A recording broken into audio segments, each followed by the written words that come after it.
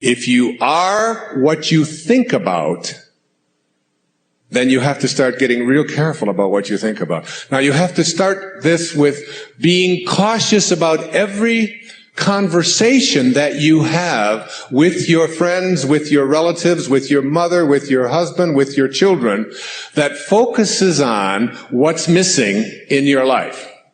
Because if you want to attract something into your life, something good, something grand, something godlike, something prosperous, something of well-being, health, whatever it might be, if you want to attract that into your life, but you're talking about what's missing and thinking about what's missing, and you understand that what you think about is what expands, you will continue to expand more of what's missing, and you'll continue to attract what's missing in your life. I never talk about what's missing in my life. I only put my attention on what I intend to create. And I have shifted it. And I learned this lesson a long time ago, but the place that it probably expresses it better than any is Esther and Jerry Hicks' book, Ask and It Is Given. The teachings of Abraham is called Learning to Manifest Your Desires. Have more than anything, I think they're the greatest, among the really greatest teachings on the planet today. And I know Esther and Jerry, I know them well, I've been with them on many occasions. It's about practicing this idea of not putting your thoughts on what is missing and shifting it to, it's on its way. It's on its way. It's on its way. 4 words, just get them tattooed someplace inside of you. Whatever it is that you would like to attract into your life, know that it's on its way. And I want to say to you that as you begin to get your thoughts more harmonized with Tao thinking, that is, with the thinking of the source, the thinking of God, that which always has been, that which does nothing but leaves nothing undone.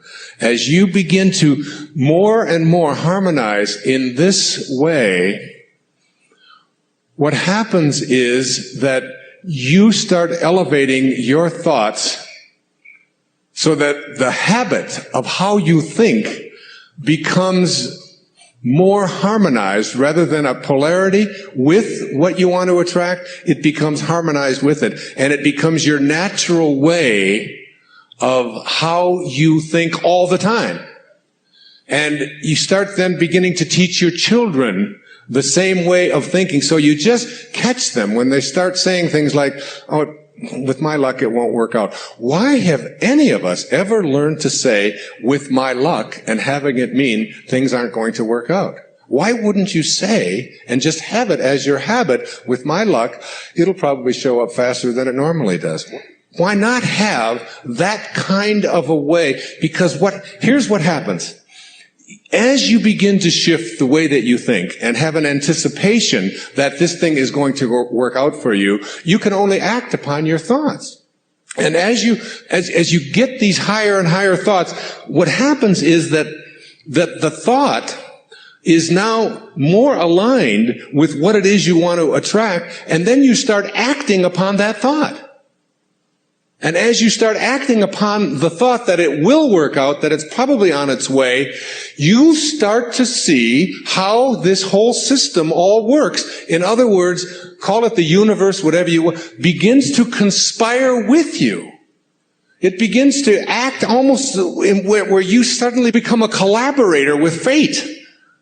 And instead of fate being something that just might or might not happen to you, you're in collaboration with what it is that you want to attract. I mean, ask any physician, there's physicians here today, ask them about something called the will to live. Ask them about somebody who's going in for a corneal transplant and thinks that I'm going to see when this thing is done, rather than someone who thinks it probably won't work out. And which one would they rather work with? What is this thing called the will to live? What is this thing, this inner kind of thing that says, I refuse to allow myself to think?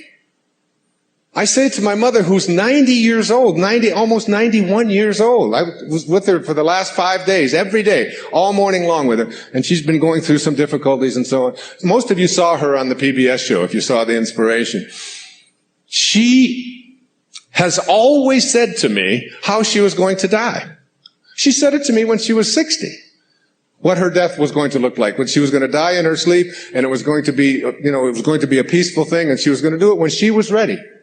When she was ready, she would leave, and she would know when it was time. And she says, and don't think it's time. I said, well, you got a hangnail there. Maybe we should just move on with it. And she said, no, I'll tell you when I'm ready. But she has always said, I will never allow Alzheimer's into my life. She's always said, that is not something, she'll say things like, well, I can't remember this name quite as well as I did before, but that concept of, it's just not anything that I've ever allowed myself to think is a possibility. And I said to her, well, what if you're wrong? She'll say, well, who'll know the difference? And they've done research on this, in studies on gerontology, where what does your life look like from 60 plus? Versus what does your life look like from 60 down to into your 20s? That people who live a dynamic life into their 60s, 70s, 80s, and 90s, people who feel strong, who don't feel that getting older means that I have to in any way decline any place, physically or mentally. Getting older has nothing to do with the concept of declining.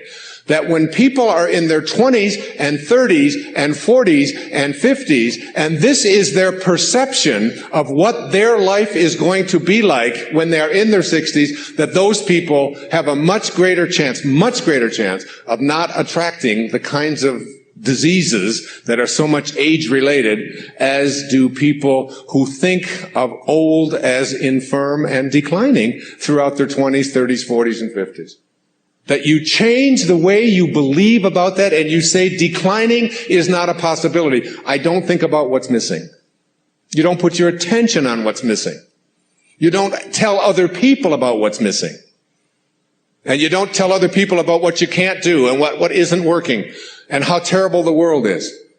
And the Tao teaches so much of it was written for leaders, people in positions of power. But I've translated all of that into your own level of leadership. And the great leaders are the ones who eschew violence. You have got to get yourself to a place where you don't allow yourself to have violent thoughts come into your consciousness. That means you got to watch the movies you're watching. That means the games that your children are playing, video games, have got to be monitored and removed when they have violence built into them. It means that you don't watch the news and you don't read the stories endlessly reaffirming what a terrible place this world is. It is not a terrible place. It's a perfect place. It's a beautiful place. There are just some leaders who are connected to Tao and others who are not. And we can create the kind of world that we want to create when enough of us begin to say, not part of my consciousness. Nope, I don't buy gossip. No, I don't buy violence. No, I don't have anything to do with that. And you just turn the channel, you turn it off. I pick up a Time magazine when I get on a flight and I go through and I say, I won't read the stories that involve killing.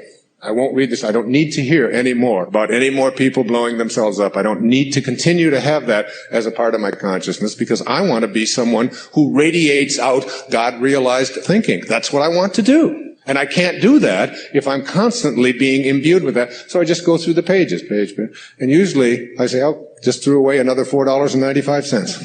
There's nothing in it to read. Every once in a while, good story about maybe Tiger Woods or something, but by and large, there's not much in there. And you don't have to fill yourself with that kind of energy. So you don't put your thoughts on what's missing. You don't put your thoughts on what always has been.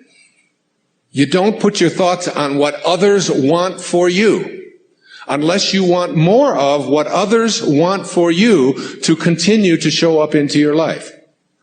So that if you're having conflicts with anybody that's out there, you don't have to put your attention on any thought that is out of harmony with the relationship that you would like to have. It doesn't have to be. You can have a love story replace a hate story by just changing your thoughts in any moment of your life. As you'll see, some of you will see it this afternoon, as Katie works with some of you and does the work and teaches you to ask yourself these questions about how can you be sure? How can you be sure that that thought is true? Why not have a love relationship with your ex-husband or your ex-wife? Why not have a love relationship with your in-laws? Why not? Why not have it with everyone on the planet? Why not? Indeed, why not? Every moment of your life, this choice is yours. You can either be a host to God or a hostage to your ego. It's your call. God bless you, and thank you for your attention.